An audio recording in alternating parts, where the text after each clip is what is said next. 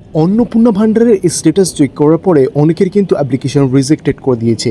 তারা কি করবে বুঝতে পারছে না। তো এই ভিডিওতে আমি সম্পূর্ণ ডিটেলসে বলবো তারা কি করবে। অনেকে ভাবছে যে আমি আবার নতুন করে নতুন কোনো একটা নাম্বার দিয়ে কিন্তু অনলাইনে আপলোড করব সমস্ত ডকুমেন্ট, তাহলে কি হবে? না, সেরকম করলে কিন্তু হবে না, কারণ অলরেডি কিন্তু তোমার ডকুমেন্টস কিন্তু পোর্টালে আছে। তো সেখানে কিন্তু কোনো এডিট অপশান বা সামথিং কোনো কিছু দেয়নি। তো সেটা কোনো মতেই করা যাবে না।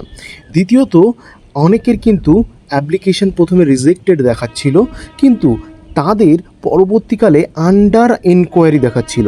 এটার মানে হচ্ছে ফর্মটা রিভেরিফাই করা হচ্ছে।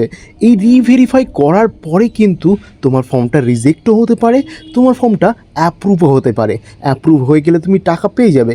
তো অ্যাপ্লিকেশান যদি সেমভাবে যদি রিজেক্ট হয় তাহলে তুমি কি করবে?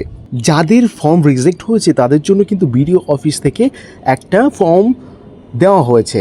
সেটা কিন্তু দেখতে পাচ্ছ এখানে তপন ব্লকের একটা বিডিও অফিস থেকে দেওয়া হয়েছে। তোমাদের কিন্তু অবশ্যই আলাদা হবে, তোমাদের বিডিও অফিসে খোঁজ নিয়ে দেখতে হবে। তো এই ফর্মটা কিন্তু তোমাদের ফিল আপ করতে হবে ফুললি, এবং ফিল আপ করার পর এটার সাথে আধার কার্ড, ভোটার কার্ড এবং তোমরা অনলাইন পোর্টালে যেটা ফিল আপ করেছিলে সেটার কিন্তু একটা রিসিপ্ট কপি নিয়ে যাবে, এবং এটা অ্যাটাচ করে জমা দিলেই কিন্তু তোমাদের প্রবলেম কিন্তু সলভ হয়ে যাবে।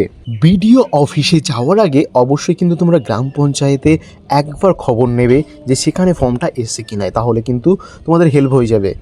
আর যারা যারা কিন্তু মোবাইল নাম্বারে কল করছো, অর্থাৎ হেল্প নাম্বারে কল করছো, তারা কিন্তু হেল্প নাম্বারে কল করো না, সেখান থেকে কোনো বেনিফিট পাবে না। তো তোমরা বিডিও অফিস বা পঞ্চায়েত অফিসে খবর নাও, অবশ্যই তোমাদের প্রবলেমটা সলভ হয়ে যাবে।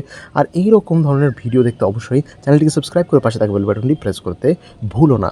তো দেখা হচ্ছে পরের ভিডিওতে। Tata, bye bye.